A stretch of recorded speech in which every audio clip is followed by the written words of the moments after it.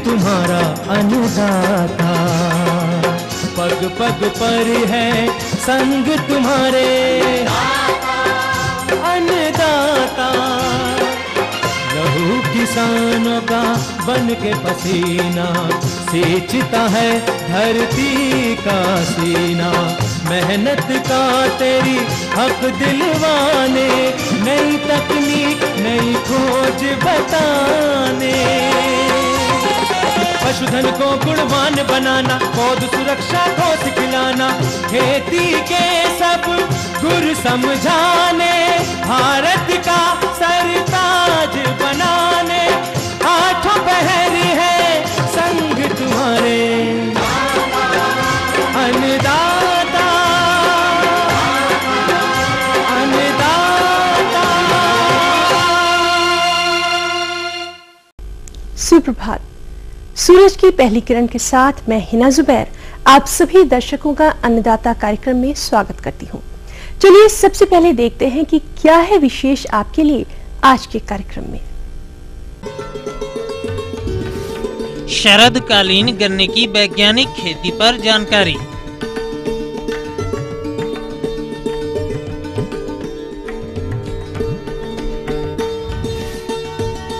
अगेती आलू की उन्नतशील प्रजातियां एवं बुआई विधि।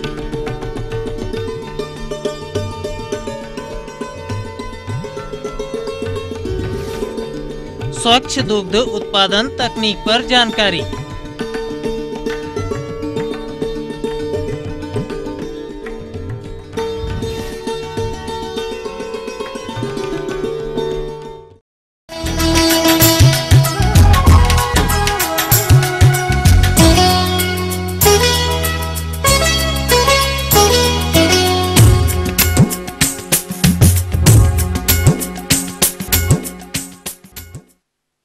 व्यावसायिक फसलों की बात की जाए तो गन्ना हमारे प्रदेश की प्रमुख व्यावसायिक फसल है, जिसकी खेती प्रदेश में लगभग 47 लाख हेक्टेयर में शरदकालीन एवं बसंतकालीन गन्ने के रूप में की जाती है, जो कि प्रदेश में चीनी उद्योग का प्रमुख आधार है। लेकिन हाल ही के कुछ वर्षों में गन्ने की खेती में औसत उत्पादन तक पहुंचने के लिए किसान भाइयों को अधिक लागत, श्रम एवं समय के बावजूद गन्ने की खेती से दिन प्रतिदिन प्रति एकड़ लाभ कम होता जा रहा है, जिससे प्रदेश के किसानों का इसकी खेती से मोहभंग हो रहा है। यदि कम लाभ के कारणों पर गौर करें तो प्रदेश में गन्ना की खेती में विभिन्न खामियां देखी जाती है, जैसे कि 3 आंख वाली गुलियों की बुआई करना, फलस्वरूप प्रति एकड़ 2.5 से 3 टन गन्ने की जरूरत, गन्ने की एकल फसल का बोना, जिससे अपने उत्पाद मूल्य हेतु लंबा इंतजार। इसके अतिरिक्त बुआई विधि में उचित दूरी का ख्याल न रखने के कारण इकाई क्षेत्र में अति सघन पौध संख्या की वजह से शस्य क्रिया जैसे सिंचाई, निराई गुड़ाई, उर्वरक इत्यादि के प्रबंधन में कठिनाई और रोग व कीटों के भारी प्रकोप के कारण प्रति एकड़ 15 से 20 टन ही गन्ना का उत्पादन मिलता है, जबकि गन्ने की उत्पादकता बढ़ाने के साथ साथ लागत मूल्य कम करने हेतु नई तकनीकियों एवं नए विकल्पों की तलाश की गई है, जिससे अपने प्रदेश में अपने क्षेत्र परिस्थितियों के अनुसार अपने उत्पादकता में सफसली खेती के साथ साथ 10 से 15 टन का अधिक उत्पादन लिया जा सकता है। और इसी प्रयास के तहत अन्नदाता लेकर आया है शरदकालीन गन्ने की उन्नत खेती तकनीक पर यह विशेष प्रस्तुति।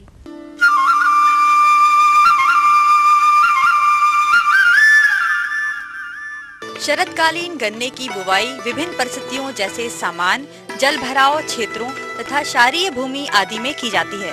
सामान्य दशा में सभी कारक उचित मात्रा में उपलब्ध रहते हैं।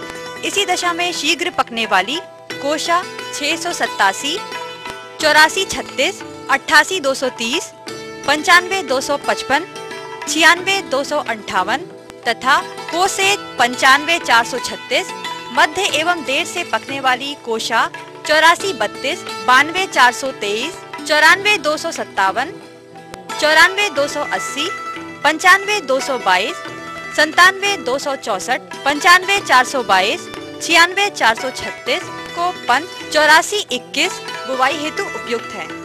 जल भराव क्षेत्रों हेतु यूपी 95-29, 95-30 एवं कोसे 96-436 स्वीकृत है। क्षारीय भूमि की दशा में कोशा 8118, कोशा 767, कोशा 781-19 तथा VU 91 जातियों की बुवाई करना लाभदायक रहता है। बीज का चुनाव तथा बीज की तैयारी। फसल की उपज बढ़ाने में स्वस्थ बीजों की बुआई का विशेष महत्व है। गन्ने की अच्छी उपज का आधार उत्तम बीज है। बुआई हेतु गन्ने के बीजों की आयु 10 से 12 माह की होनी चाहिए। बीज वावक गन्ने से लेना चाहिए जो कि स्वस्थ बीमारियों एवं कीड़ों से रहित हो। जहाँ तक संभव हो सके बीज अनुसंधान केंद्रों द्वारा स्थापित पौधशालाओं से ही प्राप्त करें। बीज तथा मिट्टी का उपचार। रोप के पहले टुकड़ों को वाभिस्टीन 0.1% का 1 ग्राम घोल टुकड़ों को उपचारित करें। अपने प्रदेश में गन्ना बुवाई की परंपरागत विधियों के अंतर्गत बुवाई की समतल विधि एवं नाली विधि अपनाई जाती है, परंतु बुवाई की इन विधियों में 3 आंख वाले टुकड़े की बुवाई जहां एक तरफ बीज दर को बढ़ाती है, वहीं दूसरी तरफ भारी भरकम मानव श्रम के लागत के साथ परिपक्व होने में ज्यादा समय लेती है। गन्ने की खेती में कम लागत, समय से बुवाई और स्वस्थ पौध हेतु गन्ने की नर्सरी की उन्नत तकनीक। श्री विधि। इस विधि के अंतर्गत हम एक की नर्सरी ग्रीन हाउस में उगाते हैं। इसके तहत सबसे पहले बड काटने वाली मशीन से एक की एक आंख वाली बड को काट लेते हैं। सिर्फ 60 से 80 किलोग्राम कुल्ली की एकड़ की जरूरत पड़ती है। तत्पश्चात काटी गई एक की आंख को हम प्लास्टिक की ट्रे में रख देते हैं और उसमें वर्मी कंपोस्ट या केचुआ खाद अथवा कोकोपीट का इस्तेमाल करते हैं। इसके उपरांत समय समय पर हम इसकी सिंचाई करते हैं। जब नर्सरी 4 सप्ताह की हो जाती है तब हम उसे मुख्य भूमि पर लगाते हैं। पाली बैग। उन्नतशील जाति के बीज की कमी की स्थिति में पाली विधि भी बहुत कारगर है। इस विधि से प्रति हेक्टेयर 20 क्विंटल बीज की आवश्यकता होती है। पाली बैग विधि से गन्ना बुवाई करके अधिक पैदावार प्राप्त की जा सकती है। बुआई का समय एवं खेत की तैयारी। प्रदेश में शरदकालीन गन्ने की बुआई का उपयुक्त समय मध्य सितंबर से अक्टूबर माह है। इस आधार पर दोमट मिट्टी, ऊंची या मध्यम जमीन जहां जल निकास की अच्छी व्यवस्था हो अधिक उपयुक्त है। एक की जड़ें काफी गहराई तक जाती है, इसलिए खेत की गहरी जुताई आवश्यक है। इसके लिए खेत की जुताई 2 बार मिट्टी पलटने वाले हल से या ट्रैक्टर चलित डिस्क हैरो से जोतकर मिट्टी को हल्का बना दें। प्रत्येक जुताई के बाद पाटा देना आवश्यक है। उर्वरक प्रबंधन। बुवाई के समय गन्ने की खेती में नत्रजन 180 किलोग्राम, फास्फोरस 60 से 80 किलोग्राम, पोटाश 20 से 40 किलोग्राम, जिंक सल्फेट 25 किलोग्राम प्रति हेक्टेयर की जरूरत होती है। अतः बुवाई के समय नाइट्रोजन का 1/3 भाग, फास्फोरस एवं पोटाश व जिंक की पूरी मात्रा खेत तैयारी के समय ही प्रयोग करें। उन्नत बुआई विधियाँ। जोड़ी पंक्ति विधि। इस विधि में पंक्ति से पंक्ति 2 से 2.5 फीट रखते हैं तथा उसके उपरांत 4.5 फीट की एक चौड़ी पट्टी छोड़ते हैं। पंक्ति में 1 आंख वाली गुल्लियों की सीधी बुआई या चिप विधि द्वारा तैयार नर्सरी का रोपण करते हैं तथा सिंचाई की नई पद्धतियों अर्थात टपक विधि का प्रयोग करते हैं। किसान भाइयों, अब आइए बात करते हैं इस विधि से होने वाले लाभ की। इस विधि में कम अवधि वाली अंतरा शस्य फसलें लेकर अतिरिक्त आमदनी प्राप्त कर सकते हैं। रोगों एवं कीटों का प्रकोप कम होता है। चौड़ी पंक्ति विधि। इस विधि में पंक्ति से पंक्ति की दूरी 4 से 5 फीट रखते हैं तथा बुआई हेतु 1 या 2 आंख वाली गुल्लियों का प्रयोग करते हैं तथा पंक्तियों के बीच अंतरा शस्य फसलें लेते हैं और सिंचाई हेतु टपक पद्धति का प्रयोग करते हैं।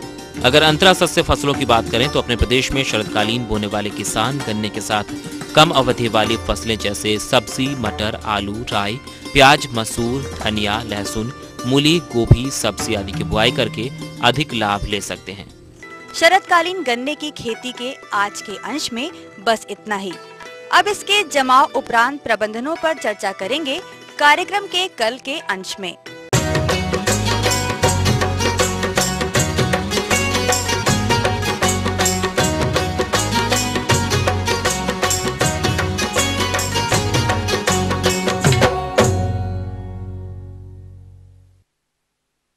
हमारे वे किसान भाई जो अगेती आलू की खेती करना चाहते हैं उन्होंने बीज की व्यवस्था कर ली होगी, और अगर नहीं की है तो बीज, खाद, उर्वरक इत्यादि की व्यवस्था कर लें ताकि वह समय से आलू की बुआई करके 70 से 90 दिनों के उपरांत इसकी खुदाई कर रबी मौसम की फसलों को उगा सकें। परंतु अगेती आलू की बुआई में कुछ वैज्ञानिक प्रबंधन कार्यों को अपनाना नितांत आवश्यक है, तभी आपको इस फसल से अच्छा उत्पादन प्राप्त होगा। अतः इसकी बुआई में कौन कौन से बिंदुओं को ध्यान में रखना है इस विषय पर जानकारी हेतु हमारे संवाददाता ने संपर्क किया। ये जो आलू है ये मॉडरेटली फ्रॉस्ट रेजिस्टेंस है, मतलब कि पाले के प्रति जो है ये मध्यम रूप से सहनशील है। इसमें जो है शुरू की जो है ग्रोथ जमाव के तुरंत बाद 24 डिग्री सेंटीग्रेड पर अच्छी होती है और बाद में जो ग्रोथ है वो 18 डिग्री सेंटीग्रेड पर अच्छी होती है। और जो है ट्यूबर फॉर्मेशन यानी आलू की जो कंद की बढ़वार वो 20 डिग्री सेंटीग्रेड पर बहुत ही अच्छा होता है। लेकिन ये टेम्परेचर बढ़ने के साथ साथ ये जो है ट्यूबर फॉर्मेशन जो है इससे ज़्यादा बढ़ने पर जो है वो घटता जाता है। मिट्टी का जहाँ तक सवाल है, इसके लिए अच्छी वेल ड्रेन्ड गहरी और हल्की मिट्टी होना चाहिए जिसमें जो है कार्बनिक पदार्थ की मात्रा अच्छी हो। पीएच जो है 5.2 से 6.5 तक होना चाहिए। अगर क्षारीय पीएच होता है तो ये जो है स्कैब डिजीज को बढ़ावा देता है। आलू की अगेती प्रजातियां कुफरी चंद्रमुखी, कुफरी अलंकार, कुफरी सतलुज, कुफरी जवाहर, कुफरी अशोका, कुफरी पुखराज आदि हैं, जिसमें से किसान भाई अपनी सुविधा के अनुसार किसी भी प्रजाति का चुनाव कर सकते हैं। बीज के बुआई के लगभग 15-20 दिन पहले शीत गृह से निकाल लेना चाहिए और उसमें से खराब आलू के बीज को अलग कर देना चाहिए। बीज जो है सर्टिफाइड होना चाहिए। जहाँ तक बीज के आकार की हम बात करते हैं किसान भाइयों, ये जो है 40 से 50 ग्राम का बीज अगर रहता है तो सर्वोत्तम माना जाता है, अथवा आप दूसरे शब्दों में जो है 40 से 50 mm डाया का जो है बीज उत्तम माना जाता है। बीज दर की जहाँ तक हम बात करते हैं 8 से 15 कुंटल बीज लगता है। फर्टिलाइज़र की जब हम बात करते हैं तो जो औसत पैदावार जो अच्छी पैदावार औसत अच्छी पैदावार जो है 250 कुंटल प्रति हेक्टेयर है। ये इतना अगर हम आलू खेत से लेते हैं तो वो 110 किलोग्राम नाइट्रोजन, 50 किलोग्राम फास्फोरस और 225 किलोग्राम पोटास को अपटेक कर लेता है, रिमूव कर लेता है। इस प्रकार से अगर हम फर्टिलाइज़र की बात करते हैं तो 300 कुंटल प्रति हेक्टेयर की दर से सड़ी हुई गोबर की खाद जो है 1 महीना पहले जो खेत में डाल करके जो है अच्छी तरह से मिट्टी में मिला देना चाहिए। इसके अलावा जो है 100 kilogram nitrogen, 80 kilogram phosphorus, 80 kilogram potash जो है बुआई के समय देना चाहिए। और नाइट्रोजन की आधी मात्रा जो है पहले अर्थिंग पर जब वो पौधे की ऊंचाई 15 सेंटीमीटर हो जाए तो उसमें जो है टॉप ड्रेसिंग करके मिट्टी में मिला करके उसको जो है मिट्टी चढ़ा देना चाहिए। और इसका जो सोइंग टाइम जो है मध्य सितंबर से 1 सप्ताह तक, जो अर्ली क्रॉप है जो अगेती फसल है वो मध्य सितंबर से 1 हफ्ता के अंदर बुआई कर देनी चाहिए। जो है लेट सोइंग में इसकी उपज जो है प्रभावित होती है। लाइन से लाइन की दूरी 45 से 60 सेंटीमीटर रखना चाहिए और पौधे से पौधे यानी बीज से बीज की दूरी 15 से 25 सेंटीमीटर रखना चाहिए। ये जो है वेरी करता है कि किस वैरायटी कौन सी है और बीज का आकार क्या है। प्रजाति एवं बीज के आकार पर ये जो है दूरी हम निश्चित करते हैं। खरपतवार नियंत्रण की हम बात करते हैं तो इसमें जो है प्री इमरजेंस, ताकि खेत में खरपतवार जमे ही ना, ये समस्या कम से कम हो, इसके लिए टोक E25 अथवा जो है लासो 2 लीटर प्रति हेक्टेयर की दर से स्प्रे कर देने से खरपतवार काफ़ी हद तक नियंत्रित हो जाता अथवा जमता ही नहीं है। कार्यक्रम में लेंगे एक छोटा सा कमर्शियल ब्रेक और जल्द लौटेंगे कुछ और जानकारियों के साथ।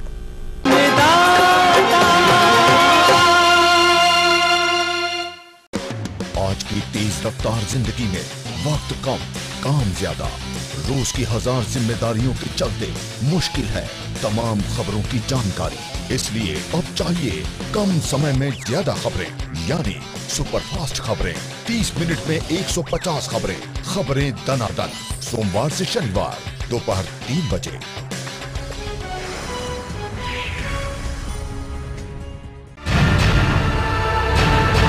सभी धान उत्पादक किसानों की गंभीर भयावह बोझ बनती समस्या तथा कम होती आय के कारक है हानि पहुंचाने वाले कीट एवं रोग। क्या इस जटिल होती समस्या से निजात पाने हेतु है कोई कम लागत में पर्यावरण मित्रवत समाधान?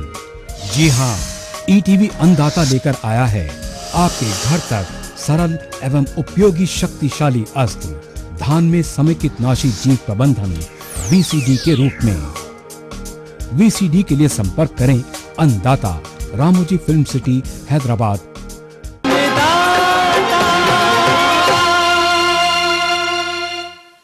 कार्यक्रम में लेंगे एक छोटा सा कमर्शियल ब्रेक और जल्द लौटेंगे कुछ और जानकारियों के साथ।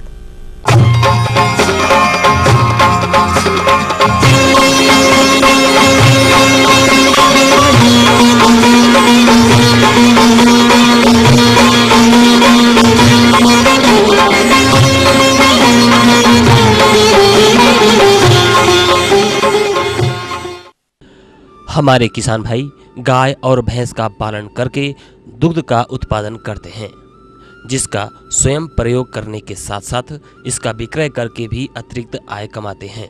और बहुत से किसान व्यावसायिक स्तर पर भी दुग्ध का उत्पादन करके बाजार में दुग्ध मांग की पूर्ति करते हैं, परंतु जो उपभोक्ता इसका उपयोग करते हैं उन्हें दुग्ध की गुणवत्ता की कोई भी जानकारी नहीं होती है कि दूध स्वच्छ है या फिर इसमें किसी प्रकार की मिलावट की गई है, और इसका विभिन्न रूपों में उपयोग करते हैं। ऐसे में यदि दूध की गुणवत्ता अच्छी नहीं होगी तो इसका कुप्रभाव मनुष्य के स्वास्थ्य पर पड़ सकता है। इसलिए पशुपालकों की ही प्रथम जिम्मेदारी बनती है कि दूध की स्वच्छता पर ध्यान दें। तो आइए आज के कार्यक्रम में यही जानते हैं कि दुग्ध को स्वच्छ रखने के लिए पशुपालकों को अपने स्तर पर किन किन महत्वपूर्ण बातों का ध्यान रखना है, जिसकी जानकारी दे रहे हैं श्री सतगुरु सेवा संघ ट्रस्ट जानकी कुंड चित्रकूट के डॉक्टर जागेश कुमार चौधरी। जैसा कि आप जानते हैं, आज दूध उत्पादन में शुद्ध दूध उत्पादन एक महत्वपूर्ण अवयव के रूप में है, और आप ये भी जानते होंगे कि आज सबसे ज़्यादा जो मिलावट होती है वो दूध में होती है। तो इसको हम किस तरीके से सुरक्षित शुद्ध दूध उत्पादन कर सकते हैं और किस तरह इसको फिर संरक्षित कर सकते हैं, वो अपने आप में एक बड़ा महत्वपूर्ण बात है। शुद्ध दूध उत्पादन कई चीज़ों पर निर्भर करता है।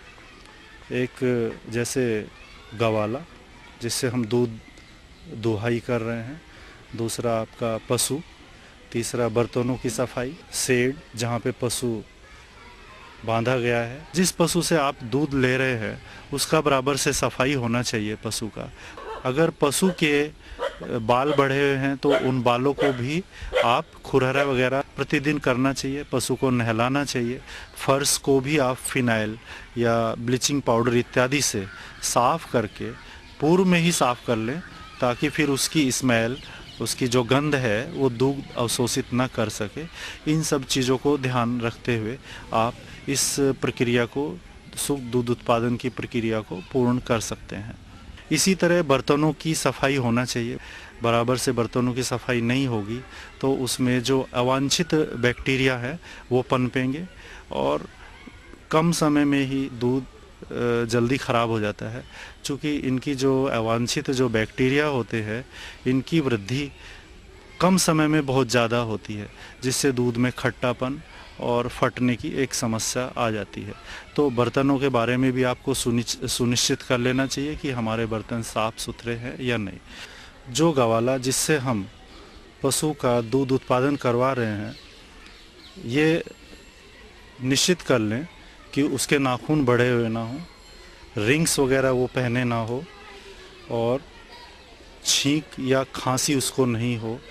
सर पे बराबर से कैप होना चाहिए, बाल वगैरह उसके बड़े नहीं होने चाहिए, नाखून नहीं बड़े होने चाहिए, और दूध निकालते समय वो किसी भी तरह का तम्बाकू वगैरह का इस्तेमाल न कर रहा हो, खा नहीं रहा हो, ये देख लेना चाहिए। और दूसरे कि वो उसको कोई बीमारी, टीबी जैसी बीमारी नहीं होनी चाहिए, वो खांस रहा हो या छींक रहा हो और दोहनी कर रहा हो। दूध निकालने के पूर्व उसके हाथों को क्लोरीन युक्त जो पानी होता है उससे सफाई करवा लेना चाहिए। उसका जो अडर है, आंचल, वो क्लोरीन युक्त पानी या पोटेशियम परमैंगनेट के घोल से धोना चाहिए। साफ टॉवल से उसको पोंछना चाहिए। तत्पश्चात आप उसका मिल्किंग का कार्य करें। दूध उत्पादन जहाँ तक हो, पहले तो आप ज़्यादातर ग्रामीण क्षेत्रों में दूध मैनुअल प्रैक्टिस से ही दूहा जाता है। लेकिन जहाँ पे कोई किसान संपन्न है या बड़े अच्छे डेयरी फार्म हैं तो वहाँ पे आप इसको मिल्किंग मशीन की सहायता से भी दुहाई कर सकते हैं, मिल्किंग करवा सकते हैं। क्योंकि अगर आप मिल्किंग मशीन की सहायता से करवाते हैं तो ये बहुत ही सुरक्षित और स्वच्छ दूध उत्पादन का एक महत्वपूर्ण अवयव घटक होगा।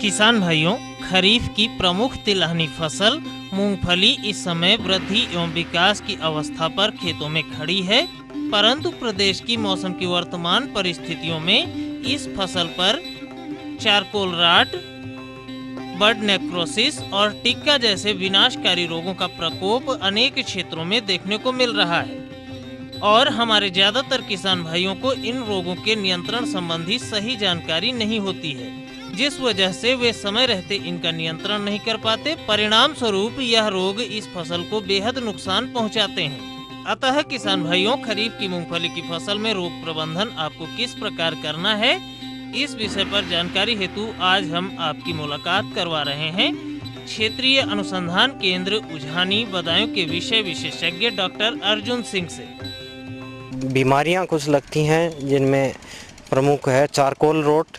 इसमें मूंगफली जो है उसकी जड़ें भूरे रंग की होकर सूख जाती है, जिससे पौधा सूख जाता है और काफ़ी नुकसान इस फसल को होता है।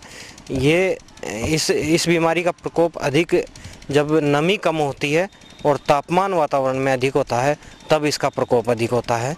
तो किसान भाई अपने खेतों में इस बीमारी से फसल को बचाने के लिए नमी बनाए रखें। जब बारिश नहीं होती है तो सिंचाई का प्रबंध करें किसान भाई, तो खेत में नमी रहेगी तो इस बीमारी का प्रकोप नहीं होगा। और फसल चक्र अपनाएं, कम से कम ये बीमारी लगे तो 3 साल का फसल चक्र अपनाएं। यदि ज़्यादा प्रकोप दिखाई देता है तो आप जैसे सिस्टेमिक फंजीसाइड है, कार्बनडेजिम नाम का रसायन है, उसका 2 ग्राम प्रति लीटर के हिसाब से मिलाकर छिड़काव करें तो थोड़ा बहुत कुछ हद तक हम उसको नियंत्रित कर सकते हैं। दूसरा जो इसमें बीमारी लगती है वो बर्ड नेक्रोसिस, जिसमें किसान भाई देखें तो बुआई के बाद से लेके ही खड़ी फसल में पत्तियां और टहनियां छोटी होती रहती हैं, ऊपर से सूखती जाती हैं और पौधा ज़्यादा नहीं बढ़ता है और नई जो पत्तियां निकलती हैं वो गुच्छे में निकलती हैं, बिल्कुल छोटी छोटी पत्तियां निकलती हैं और पौधा जीवित रहता है, लेकिन उस पर ना फली आती है ना फूल बनता है और आखिर तक वो हरा बना रहता है लेकिन बढ़वार नहीं होती है। तो उससे जब फली नहीं बनेगी तो यदि काफ़ी पौधे हो गए तो जो फसल है उसके उत्पादन पर प्रतिकूल प्रभाव पड़ेगा। तो उसकी रोकथाम के लिए किसान भाई जब बुआई करते हैं तो जून के महीने में नहीं करके जुलाई के महीने में करें तो इसका प्रकोप स्वतः ही कम होता है। और इसकी जो फैलाने का कार्य जो करता है बर्ड नेक्रोसिस जो है ना, एक थ्रिप्स जो होता है उसको नियंत्रित करने के लिए आप डाइमिथोएट या इमिडाक्लोप्रिड नाम का रसायन है उसका प्रयोग करें और उसको नियंत्रित कर सकते हैं। इमिडाक्लोप्रिड 1 ml प्रति 3 लीटर पानी में मिलाकर छिड़काव करें और डाइमिथोएट 2 मिलीलीटर प्रति लीटर के हिसाब से मिलाकर छिड़काव करें तो जो रोगवाहक है वो उसको नियंत्रित कर सकते हैं।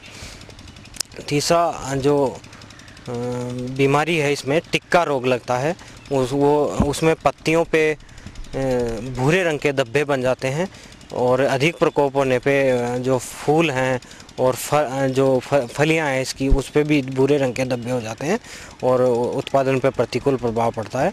तो यदि किसान भाइयों के भूरे रंग के धब्बे, गोल अनियमित और गोल रंग के धब्बे दिखाई दें तो किसान भाई जिंक मैंगनीज कार्बामेट 2 किलोग्राम प्रति हेक्टेयर के हिसाब से या प्रोपिकोनाजोल नाम का रसायन आता है वो 500 मिलीलीटर प्रति हेक्टेयर के हिसाब से 500 लीटर पानी में मिलाकर छिड़काव करें तो इस रोग से फसल को बचा सकते हैं।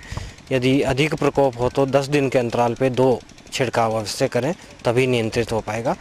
इस प्रकार किसान भाई यदि ध्यान रखें तो अपनी फसल से अच्छा जो कीड़े और बीमारियों का समय से नियंत्रित करके कम लागत में अधिक मुनाफा कमा सकते हैं और अच्छा उत्पादन प्राप्त करके अपने जीवन को खुशहाल कर सकते हैं।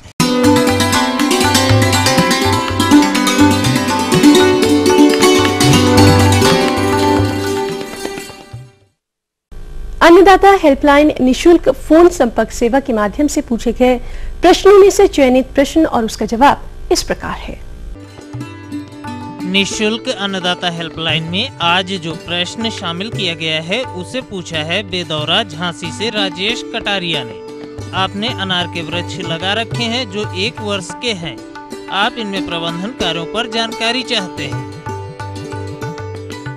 ये जो हम अनार की फसल देख रहे हैं ये हमने 1 हेक्टेयर बगीचे में लगा रखी है। यहाँ पे निश्चित रूप से हमारे सभी किसान भाइयों के खेतों में खरपतवार एक मुख्य समस्या होगी। जैसा कि आप ये इस खेत में देख रहे हैं, इसमें भी काफ़ी सारी घास फूस उग करके आई हुई है, तो इसका नियंत्रण हमको निश्चित रूप से करना है। और इसमें या तो हम इसमें ट्रैक्टर चलाएं, पंजा चला सकते हैं इसके अंदर, उसके माध्यम से हम कर सकते हैं। और जो इसमें बेड बना के और अनार लगा रखे तो बेड के ऊपर हम लोग निंदाई गुड़ाई करवा करके और वो खरपतवार को निकाल सकते हैं। या फिर हम वीडीसाइड का उपयोग करके, ग्रामोक्सोन या ग्लाइसेल का उपयोग करके भी ये खरपतवार की समस्या से हमारे किसान भाई निजात पा सकते हैं। सिंचाई के लिए मैं कहूँगा कि चूँकि बारिश के टाइम में हम लोगों ने कोई स्ट्रेस दिया नहीं है और बारिश में यदि बड़ी गैप जा रही है तो समय समय पे सिंचाई भी करना चाहिए, क्योंकि ये स्ट्रेस का पीरियड नहीं है, पौधे की ग्रोथ का पीरियड है, इसलिए सिंचाई व्यवस्थित समय पे हो ये भी बहुत ज़रूरी है। खाद इसमें जब हम अब इसके कुछ समय के बाद में, बारिश खुलने के बाद में हम कटिंग करेंगे तो कटिंग के बाद में ये अनार के पौधे के दोनों तरफ गड्ढे बना करके और गोबर की खाद और डीएपी ये दोनों हमको इसमें डालना है। और ऊपर से चाहे तो हम मिट्टी पैक कर सकते हैं, तो ये ज़रूरी है क्योंकि गोबर की खाद जो है वो नेचुरल है, पौधे को मजबूत बनाएगी और इसकी बढ़वार के लिए बहुत आवश्यक है, इसलिए ये दोनों खाद का प्रयोग जो है वो आवश्यक है। अनार की फसल में ये चूँकि बारिश का टाइम है तो पत्ते झड़ने की समस्या मुख्य रूप से इसके अंदर होती है और उसके लिए हम लोग ब्लू कॉपर का स्प्रे करते हैं। ब्लू कॉपर जो है वो जैसे कॉपर इम्यून सिस्टम को मजबूत करता है, पौधे का जो इम्यून सिस्टम है उसको मजबूत करता है, वो उसके लिए हम लोग ब्लू कॉपर का इस्तेमाल करते हैं। 1 ड्रम पानी के अंदर 500 से 700 ग्राम जो है ब्लू कॉपर डाल के और अच्छे से उसको मिश्रण को मिला करके और पंप के माध्यम से इसमें छिड़काव करना चाहिए। इसके साथ ही एक और समस्या अनार में जो मैं कहूँगा बारिश में तो होती ही है, लेकिन साल भर ये समस्या रहती है, जो थ्रिप्स है इसमें सबसे ज़्यादा आती है, तो उसके लिए मोनोएसिफेट का स्प्रे करने का सुझाव दिया जाता है और उसके स्प्रे के 8 दिन के बाद में हम ट्रेजर करके एक दवाई आती है उसका स्प्रे करें तो उस समस्या से हमारे किसान भाई निजात पा सकते हैं। हम ये उम्मीद करते हैं कि आज का कार्यक्रम आप सभी दर्शकों के लिए उपयोगी रहा होगा। किसान भाइयों, अन्नदाता आपकी सेवा के लिए संकल्परत है। कृषि संबंधित समस्या एवं सुझावों के लिए आप हमें इस पते पर संपर्क कर सकते हैं। प्रोड्यूसर अन्नदाता ETV Uttar Pradesh Uttarakhand, Ramoji film city Hyderabad 501512। साथ ही आप हमें ईमेल भी कर सकते हैं। हमारा ईमेल है annadata.up@etv.co.in। इसके अतिरिक्त आप हमें निशुल्क हेल्पलाइन नंबर 1800-425-4085 पर शाम 5 से 6 बजे के बीच संपर्क भी कर सकते हैं। आज के कार्यक्रम में फिलहाल इतना ही। कल फिर इसी समय आपसे मुलाकात होगी कृषि संबंधित कुछ और जानकारियों के साथ। तब तक के लिए पूरी अन्नदाता टीम को आज्ञा दीजिए। नमस्कार।